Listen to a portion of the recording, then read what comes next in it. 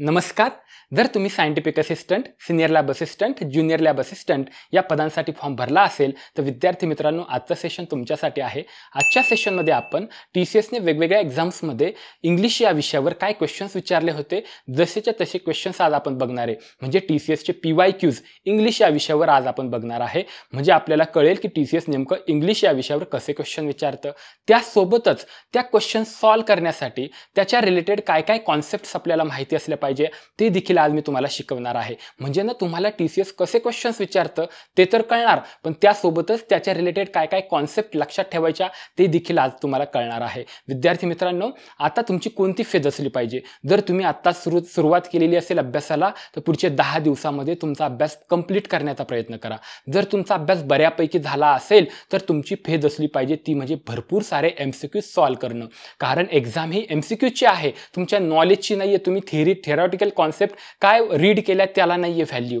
MCQs भरपूर सोडवा, त्या फेजमध्ये तुम्ही असला पाहिजे. आणि सगळ्यात महत्त्वाचं, भरपूर मॉक टेस्ट द्या. मॉक टेस्ट दिल्यामुळे तुम्हाला कळतं की कोणता सब्जेक्ट आपला वीक आहे. फायनल एक्झाम देण्या अगोदर आपल्याला ॲनालिसिस करता आलं पाहिजे. आपल्या कॉम्पिटिटर्स जे आहेत त्यांना काय मार्क पडतात ते देखील आपल्याला कळायला पाहिजे. आपला कोणता सब्जेक्ट वीक आहे, कशावर आपल्याला काम करायचं ते देखील फायनल एक्झामच्या आधीच आपल्याला कळलं पाहिजे. आणि म्हणूनच तुमच्यासाठी आपण टेस्ट सिरीज अवेलेबल करून दिलेल्या आहेत. मॉक टेस्ट आहेत. सायंटिफिक असिस्टंट समजा या पदासाठी तुम्ही फॉर्म भरला तर तुम्हाला मॉक टेस्ट भरपूर अवेलेबल करून दिलेल्या आहेत. PDF फॉर्ममध्ये आहेत. ॲज लाईक एक्झाम पॅटर्न, जसं TCSचं सॉफ्टवेअर असतं, 90 मिनिट काउंट होतात, 100 प्रश्न असतात, 200 मार्कांना, टेक्निकल, नॉन टेक्निकल असं सगळं मटेरियल तुम्हाला तिथे दिलेलं आहे. म्हणजे एक टेस्ट तुम्हाला सॉफ्टवेअरवर देता येते, तीच टेस्ट तुम्हाला PDF फॉर्ममध्ये पण भेटते. याच्यामध्ये टेक्निकल, नॉन टेक्निकल सगळेच MCQs आपण कव्हर केलेले आहेत. जसा एक्झाम पॅटर्न आहे, जसं TCS एक्झाम घेणार सेम तशाच मॉक टेस्ट तुम्हाला मी अवेलेबल करून दिलेले आहेत. तुम्हाला रँक कळते बरं का, त्याचा बेनिफिट होतो का, आपले कॉम्पिटिटर्सला किती मार्क्स पडतात, आपल्याला किती कळतात हे आपल्याला फायनल एक्झामच्या आधी कळतं. फायनल मेरिटमध्ये फायनल एक्झाम झाल्यानंतर कळून काय उपयोग. त्यासोबतच तुम्हाला टेक्निकल पार्टचे भरपूर MCQs तुम्हाला अवेलेबल करून दिलेले आहेत. सेम तुम्हाला ना सिनियर लॅबसाठी पण मॉक टेस्ट अवेलेबल करून दिलेले आहेत. त्यासोबतच ज्युनियर लॅबसाठी सुद्धा मॉक टेस्ट अवेलेबल करून दिलेल्या आहेत. वरिष्ठ लिपिक भांडार या पदासाठी देखील मॉक टेस्ट अवेलेबल करून दिलेले आहेत. विद्यार्थी मित्रांनो, अभ्यास चांगला झाला असेल तर तुम्ही नक्की भरपूर MCQs सोडवा. भरपूर जिथे MCQs भेटतील तिथे सोडवा. त्यासोबत टेस्ट द्या. सॉफ्टवेअरवर टेस्ट दिल्यावर कळतं आपल्याला का टाईम मॅनेजमेंट होतंय का, कोणत्या विषयामध्ये आपण जास्त वेळ देऊ राहिलोय. या सगळ्या गोष्टी फायनल एक्झामच्या आधी आपल्याला कळल्याच पाहिजे. चला, जर जॉईन व्हायचं तर सर काय करू, आपल्या ॲप्लिकेशन PDK अकॅडमी डाउनलोड करा प्ले स्टोअरवरून किंवा या नंबरला कॉल करू शकता तुम्ही. चला, आज आपण काय करतोय, इंग्लिश या विषयावर PYQs बघणार आहे TCSचे, बरोबर. पण नेहमीप्रमाणे खूप सारा वेळ द्यायचा नाहीये. काही सब्जेक्ट्स असे असतात ना का तिथं कमी वेळ दिला पाहिजे, बरोबर. जसं की मराठी, इंग्लिश हे सब्जेक्ट असे असतात की इथं कमी वेळ द्या. का बरं? कारण त्याचा बेनिफिट असा होतो की या सब्जेक्टला जर कमी वेळ दिला तर आपल्याला टेक्निकल पार्ट, बुद्धिमत्तेला जास्त वेळ लागतो. हा टाईम तुम्ही तिथे युटिलाइज करू शकता. हे कधी कळतं सर मला, हे मला मॉक टेस्टमधून कळतं. चला, आज आपण 20 सेकंद देऊया आणि सॉल्व करूया इंग्लिशचे काही MCQs जे TCSचे PYQs आहे. फर्स्ट MCQ अच्छे से देखो. फिल इन द ब्लैंक विद द प्रॉपर प्रिपोजिशन. अच्छा, तो ये क्वेश्चन प्रिपोजिशन पे है. करेक्ट.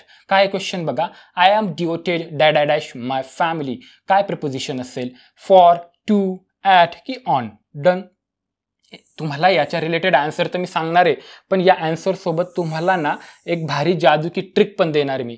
काही वर्ड्स असे आहेत का ते फिक्स प्रिपोजिशन घेतात. जसं की इथं डिवोटेड आहे. तुम्हाला एक गोष्ट लक्षात ठेवा, एक व्हर्ब आहे जसं का सुपेरियर. पहिला व्हर्ब सुपेरियर, याच्यानंतर नेहमी टू हे प्रेपोजिशन येतं. सेम इन्फेरियर, याच्यानंतर नेहमी टू प्रेपोजिशन येतं. लिसन, आपण नाही म्हणत का लिसन टू मी, बरोबर. याच्यानंतर नेहमी टू प्रेपोजिशन येतं. सुपेरियर, इन्फेरियर, लिसन यांच्यानंतर टू प्रेपोजिशन येत असतं. त्यासोबतच हॅबिच्युएटेड टू, हे तर खूपदा विचारलेले बरं का. हॅबिच्युएटेड टू, हे हॅबिच्युएटेड नंतर सुद्धा टू प्रेपोजिशनच घ्यायचं. किंवा अकस्टम्ड टू, अकस्टम्ड याच्यानंतर सुद्धा टूच हे प्रेपोजिशन येत असतं. कळलं? Listen to, inferior to, superior to, habituated to, accustomed to, यासोबतच इथे एक लक्षात ठेवा डिओटेड टू. याच्या नंतर सुद्धा, या व्हर्ब नंतर सुद्धा टू हे प्रेपोजिशन येत असतं. या व्यतिरिक्त अटेन्शन टू, या व्यतिरिक्त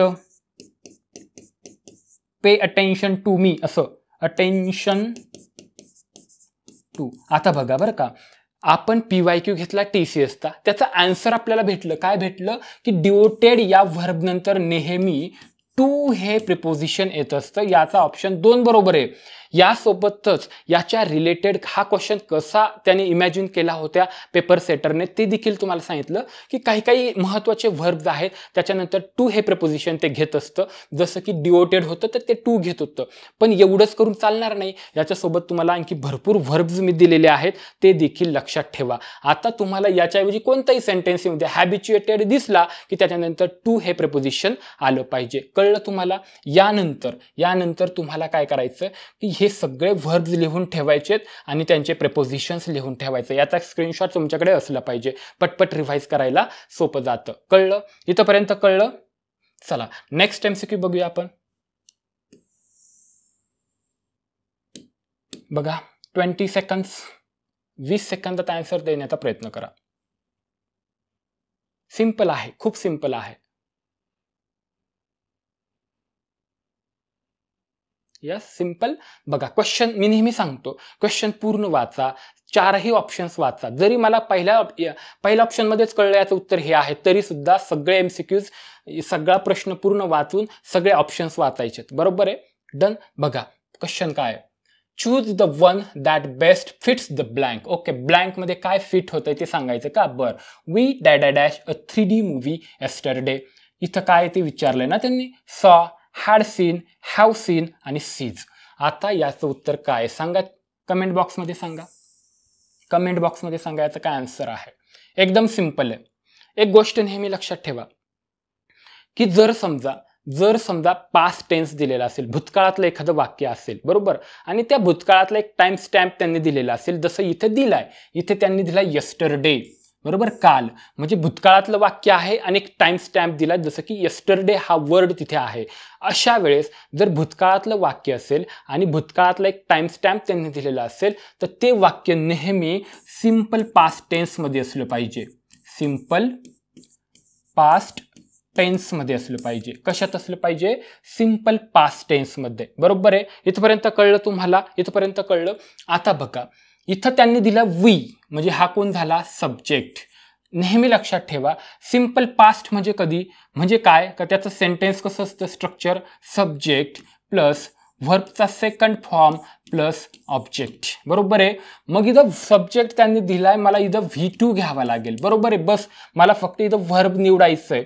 आता मला सांगा, आता सॉ बद्दल बोललं म्हटल्यावर व्हर्बचं फर्स्ट फॉर्म सी, त्याचा नंतर सॉ, बरोबर, सेकंड फॉर्म, आणि पास्ट पार्टिसिपल सीन, आणि ING फॉर्म जर बघितला तर सीइंग. हे माहिती आहे, हे करावं लागेल. बरोबर आहे? मग आता व्हर्बचा सेकंड फॉर्म कोणता झाला? सॉ झाला. मग इथं सिंपल पास्ट बनवण्यासाठी मला व्हर्बचा सेकंड फॉर्म घ्यायचा आहे, म्हणून करेक्ट आन्सर 1 आहे, सॉ. We saw a 3D movie yesterday. कळलं? तुम्ही म्हणाल सर मग हॅड सीन का नाही आलं? कारण का जर समजा वाक्यामध्ये पास्ट टेन्स असेल आणि एखादा समजा असा वर्ड आहे जो टाइम स्टॅम्प आहे भूतकाळातला, तर ते वाक्य सिंपल पास्ट टेन्समध्ये असलं पाहिजे. त्याचं फॉर्म कसं असतं? सब्जेक्ट, व्हर्बचं सेकंड फॉर्म, ऑब्जेक्ट. मग इथे व्हर्ब विचारला, सेकंड फॉर्म हा. हे जर म्हटलं हॅड सीन तर तो कोणता होता? पास्ट परफेक्ट होता. तो कोणता टेन्स होता? Past perfect. आणि हा कोणता होता? Present perfect. तर काही प्रश्नच नाही, प्रेझेंट परफेक्ट. बरोबर? म्हणजे तुम्हाला याच्यातून काय काय कळलं? प्रेझेंट परफेक्ट मध्ये बघा व्हर्ब कसा असतो, हॅव सीन, व्हर्बचं पास्ट पार्टिसिपल आणि हॅव किंवा हॅज असतं. आणि भूतकाळामध्ये जर असेल तर इथं पास्ट परफेक्ट असेल तर हॅडच असतं आणि व्हर्बचं पास्ट पार्टिसिपल जसं इथे सीन आहे. आणि व्हर्बचं सेकंड फॉर्म सीचं सॉ इथं करेक्ट आन्सर आहे ऑप्शन नंबर 1. कळलं तुम्हाला? याच्या रिलेटेड काय काय कॉन्सेप्ट आहेत त्या देखील मी तुम्हाला सांगितलं. नेक्स्ट MCQ बघा बरं. नेक्स्ट MCQ बघा.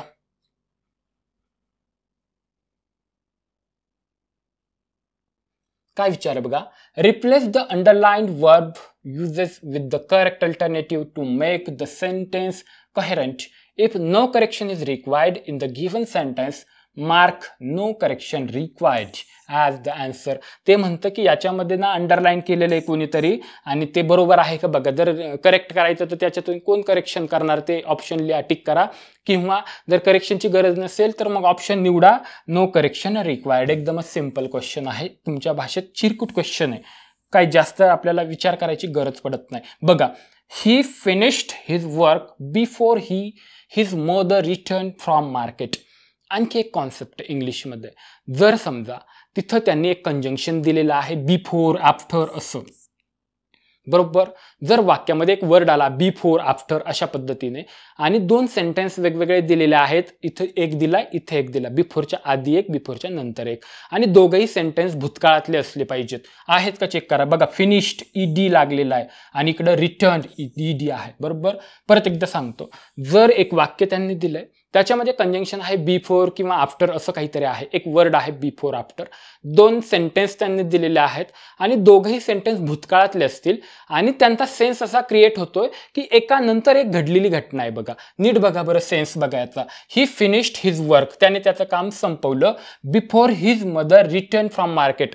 त्याची आई मार्केटमधून येण्या अगोदर त्यांनी त्याचं काम संपवलं. म्हणजे त्याच्या अगोदर नंतर अशा 2 घटना भूतकाळातल्या दिलेल्या जर असतील, असा सेन्स जर क्रिएट होत असेल, याच वाक्यावरून लक्षात ठेवायचं आहे. असं नेहमी भरपूरदा प्रश्न विचारलेले आहेत, स्पेसिफिकली MPSC कंबाईनला नेहमी याचे क्वेश्चन्स असतात. तर याच्यामध्ये काय करायचं, याच्यामध्ये 2 जे भूतकाळातले वाक्य असेल तर सगळ्यात आधीची जी घटना असेल तर ती तुमची पास्ट परफेक्ट मध्ये असते. आधीची घटना पास्ट परफेक्ट मध्ये असेल आणि त्याच्यानंतर जी घटना घडलेली असेल ती सिंपल पास्ट मध्ये असेल. हे कळलं की नाही? परत एकदा सांगतो. समजा वाक्य एक दिलेलं आहे त्यांनी, वाक्यामध्ये कंजंक्शन बिफोर आफ्टर आहे, म्हणजे ते याच्यासाठी की एकानंतर एक घटना घडलेल्या आहेत, दोघं सायमल्टेनियस नाही, एक घडली आणि त्याच्यानंतर एक घडली, असा सेन्स क्रिएट करण्यासाठी बिफोर आफ्टर असे वर्ड सेंटेन्समध्ये येतील.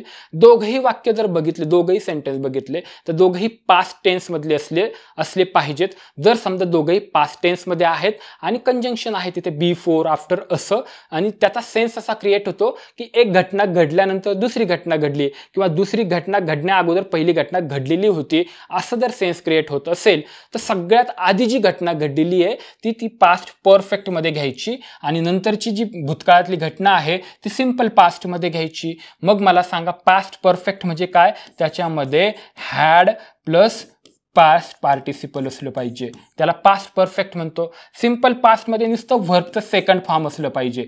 कळलं तुम्हाला इथपर्यंत? बघा, आता याच्यातून मी बघणार आहे का कोणती घटना आधी घडली. बघा, ही फिनिश्ड हिज वर्क बिफोरच्या अगोदर केव्हा? His mother return from market, त्याची आई मार्केटमधून घरी येण्याच्या अगोदरच ही फिनिश्ड हिज वर्क. अगोदर कोण आहे?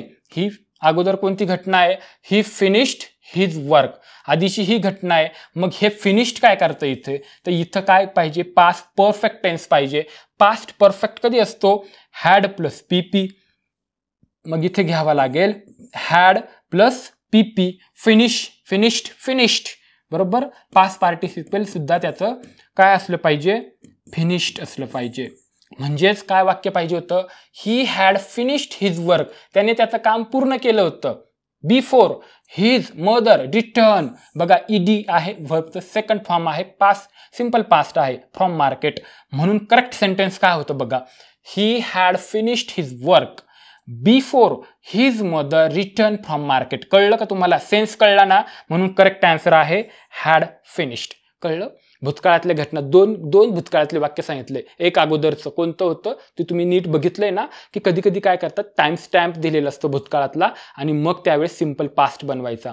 कधी कधी दोन भूतकाळातल्याच घटना दिलेल्या असतात, एक कंजंक्शन दिलेलं असतं आणि त्या भूतकाळातल्या घटना मॅच करायच्या असतात. जी सगळ्यात अगोदर झाली ती पास्ट परफेक्ट आणि जी त्याच्यानंतर झाली ती सिंपल पास्टमध्ये. अशा पद्धतीने एक क्वेश्चन त्यांनी विचारलेला होता. चला नेक्स्ट MCQ बघा बरं. सिंपल आहे नेक्स्ट MCQ पण बघा. Choose the one that best fits the blank space. नेहमी इथं परत एकदा ब्लँक स्पेस दिलाय आणि काय बसू शकतं या ऑप्शनमध्ये तिथं ते आपल्याला बघायचं आहे. चला चेक करा.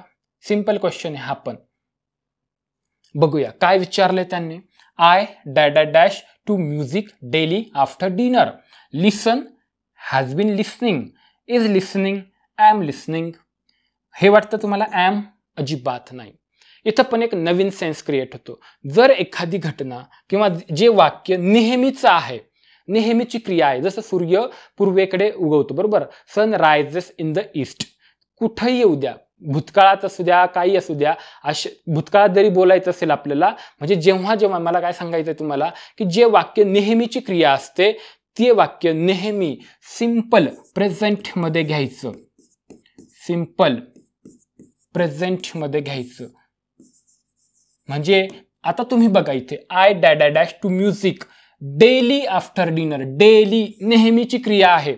जी नेहमीची क्रिया आहे, जसं सूर्य पूर्वेलाच उगवतो, आज उद्या भूतकाळात भविष्यकाळात कुठेही पूर्वेलाच उगवतो, तर अशा वेळेस सिंपल प्रेझेंट टेन्स वापरायचा. म्हणजे कसा, सब्जेक्ट घ्यायचा, वर्बचा फर्स्ट फॉर्म घ्या, त्याला जर गरज असेल तर एस किंवा ES प्रत्यय लावा आणि ऑब्जेक्ट घ्या. बरोबर आहे. इथे बघा, इथं मी सांगितलं डेली आहे म्हणजे नेहमीची क्रिया आहे, म्हणजे मला सिंपल प्रेझेंट, सब्जेक्ट, व्हर्बचं फर्स्ट फॉर्म, ऑब्जेक्ट, एस किंवा ES गरज असेल तर लावायचं. अशा पद्धतीचं मला वाक्य बनवायचं. पण इथं टू आलेला आहे. या टू वरून पण कळतं. नीट बघा, अगोदरच झालं ना पहिल्याच मध्ये, लिसन टू मी, अटेन्शन टू, बरोबर, पे अटेन्शन टू मी, बरोबर. अशा पद्धतीने टू कधी येतो, लिसन. पहिली गोष्ट प्रिपोजिशन वरून पण कळत होतं, हे वेगळं काही करायची गरज नव्हती. दुसरी गोष्ट, डेली आहे, सिंपल प्रेझेंट, सब्जेक्ट, वर्बचा फर्स्ट फॉर्म, ES प्रत्यय आणि ऑब्जेक्ट करायचा होता. डेली आहे, बरोबर आहे, नेहमीची क्रिया आहे, म्हणून हॅज बीन येऊ शकतो का, तर नाही येऊ शकत. इज लिसनिंग कंटिन्युअस आहे का, एम लिसनिंग कंटिन्युअस आहे का, नाही. मला काय करायचं, सब्जेक्ट जो आहे त्याच्या रिलेटेड फक्त V1 फॉर्म पाहिजे, जो लिसन आहे. म्हणजे इथं वाक्य मध्ये लिसन पाहिजे होतं. I listen to music daily after dinner. Correct. अशा पद्धतीने एक सिंपल MCQ TCS ने विचारलेला होता. चला नेक्स्ट MCQ कशावर आहे बघा. नेक्स्ट MCQ आहे स्पेलिंगवर. नेहमी विचारतात स्पेलिंग. बघा correct spelling. Select the correctly spelled word. काय दिलेलं इथे बघा, 4 वेगवेगळ्या स्पेलिंग्स दिलेल्या आहेत आणि नेहमी इथं जी स्पेलिंग दिली त्याची स्पर्धा परीक्षेमध्ये जर पोस्ट मिळवायची असेल तर खूप इम्पॉर्टन्स आहे. परसेवरन्स म्हणजे चिकाटी. म्हणजेच काय, चिकाटी असली पाहिजे. आपल्याला मनापासून डेली अभ्यास करावा लागेल. डेली, बरोबर. त्यासोबतच चिकाटी असली पाहिजे अंगी आणि त्याला म्हणतात आपण परसेवरन्स. म्हणजे ऑप्शन नंबर 2 PER, परसेवरन्स, बरोबर. PERSEVERANCE. स्पेलिंग इथून काय वेगळं शिकायला नाही भेटणार. TCSचं एक पॅटर्न लक्षात येईल की काही महत्त्वाच्या स्पेलिंग आपल्याला करून ठेवायच्यात, जसं आपण इथे करून ठेवली. दुसरी गोष्ट, या ठिकाणची स्पेलिंग पण आपल्याला करून ठेवावं लागेल याच्या रिलेटेड. जसं कर्नल, बरोबर, म्हणजे त्याला आपण कॅलोनल पण म्हणतो आपल्याला लक्षात ठेवण्यासाठी. तर अशा स्पेलिंग आपल्याला करून ठेवाव्या लागतील. चला नेक्स्ट MCQ बघा. इथं कळलं तुम्हाला, परसेवरन्स म्हणजेच चिकाटी, त्याची स्पेलिंग त्यांनी विचारली होती. चला नेक्स्ट MCQ बघा. 6th नंबर. Choose the one that best fits the blank space. पुन्हा एकदा ब्लँक स्पेस दिली आहे आणि याच्यामध्ये कोणता ऑप्शन फिट होतोय तो आपल्याला शोधायचा आहे.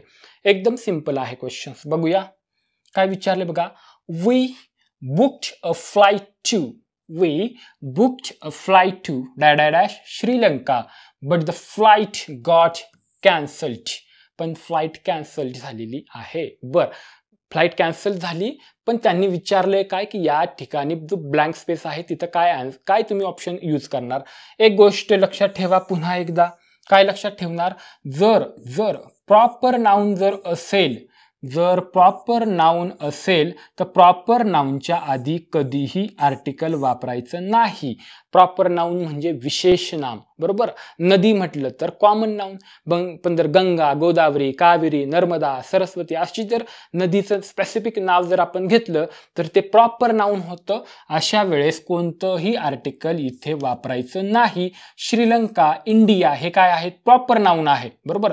देश म्हटलं आपण, कंट्री म्हटलं तर कॉमन नाउन आहे, पण श्रीलंका जर म्हटलं तर प्रॉपर नाउन आहे. म्हणून इथं कधीही आर्टिकल वापरायचं नाही. हे TCSने आपल्याला या क्वेश्चन मधून शिकवलंय. म्हणून नो आर्टिकल नीडेड. कळलं. चला नेक्स्ट MCQ बघूया.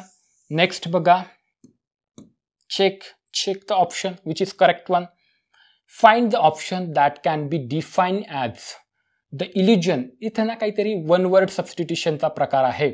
The illusion of sand swimming water in the desert. Desert म्हणजे वाळवंट, बरोबर. आणि इल्युजन ह्या शब्द फार महत्वाचा आहे. इल्युजन म्हणजे जी गोष्ट नाहीये, बरोबर, जी भौतिक गोष्ट नाहीये पण आपल्याला असे भासते त्याला इल्युजन म्हणतात. इमेज, मिराज, रिफ्लेक्शन, लाइटनिंग म्हणजे काय, वीज, बरोबर. चपला, आता मराठीमध्ये गेल्यानंतर परत आपल्याला समानार्थी शब्द माहिती असले पाहिजे. वीज करून ठेवा सगळ्यांसाठी. वीज, लाइटनिंग म्हणजे त्याचे सगळे सिनोनिम्स मराठीमध्ये समानार्थी शब्द ते करून ठेवा. इथलं बघूया आपण one word. The illusion of sand swimming water in a desert. त्याचा करेक्ट आन्सर आहे मिराज, बरोबर. हे काय विशेष काय नव्हतं. वन वर्ड सबस्टिट्यूशन करा असं TCS आपल्याला सांगतंय. महत्वाचे करून ठेवा. मिराजवर कसं लक्षात ठेवायचं, जर समजा वाळवंट हा आला असेल किंवा इल्युजन हा शब्द आला तर मिराज लक्षात ठेवा, बरोबर आहे. चला नेक्स्ट MCQ बघूया आपण. नेक्स्ट MCQ बघा. नेक्स्ट 8th नंबर. Select the meaning of the given word. Philanthropist. पुन्हा एकदा सेमच आहे. वन वर्ड सबस्टिट्यूशन वरच क्वेश्चन आहे. काय बघा याच्यामध्ये काय लक्षात ठेवणार आहे बघा. फर्स्ट, फिलॅन्थ्रोपिस्ट हा जो आहे हा वन वर्ड जो आहे तो कशासाठी मॅच होतो ते बघूया. पण त्यासोबतच आपल्याला काय करायचं सांगतो. त्यासोबतच इथं जे चारही पर्याय दिलेले आहेत सगळ्यांचे वन वर्ड आपण करून घेऊया. Someone who looks at the negative या फिर dark side of the everything. ज्यांना निगेटिव्ह साइड दिसते. समजा 10 मार्कापैकी 8 जर पडले तर काही खुश होतात, अरे अच्छा 8 मार्क पडले जाऊ द्या. पण काही निगेटिव्ह असतात, 2 मार्काचाच प्रश्न झाला, 2 मार्क कमी पडले, काही खरं नाही, एवढा अभ्यास केला. जे निगेटिव्ह साइड बघतात, डार्क साइड बघतात त्यांना पेसिमिस्ट म्हणतात. काय म्हणायचं, पेसिमिस्ट. पुढे बघा, someone who does not believe in God. देवावर ज्याचा विश्वास नाहीये त्यांना अथेइस्ट म्हणतात. काय म्हणायचं, अथेइस्ट. वन वर्ड इथंच झालेत. Someone who looks at the brighter side of the everything त्याला काय म्हणतात, पेसिमिस्ट. त्याच्या अपोजिट ऑप्टिमिस्ट. काय म्हणायचं, ऑप्टिमिस्ट. कळलं. नेक्स्ट बघा, समवन हु लव्स मॅनकाइंड असं जर आलं तर त्याचा करेक्ट आन्सर आहे फिलॅन्थ्रोपिस्ट. 4 वन वर्ड आपले TCSचे इथं होऊन जातात, बरोबर आहे. So the correct option is option number 4, someone who loves mankind, that is philanthropist. Next MCQ बघा. काय विचारले, choose the correct sentence. Correct sentence कोणतं आहे. आणि नीड जर बघितलं ना तुम्ही, नीड बघा याच्यामध्ये ॲज सून ॲज आहे, इथे पण ॲज सून ॲज आहे. म्हणजे हे वाक्य ॲज सून ॲज वर विचारलंय, बरोबर आहे. हे सगळं बघण्या अगोदर तुम्हाला मी एक ट्रिक देऊन ठेवतो. ट्रिक घेऊन जा सोबत, ऑटोमॅटिक तुम्हाला आन्सर भेटेल. ट्रिक नंबर 1, जर वाक्यामध्ये ॲज सून ॲज